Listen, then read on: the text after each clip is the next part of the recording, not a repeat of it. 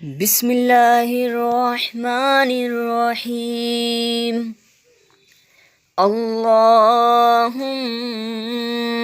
إنا نستعينك ونستغفرك ونؤمن بك ونتوكل عليك ونثني عليك الخير ونشكرك ولا نكفرك ونخلع ونترك من يفجرك. اللهم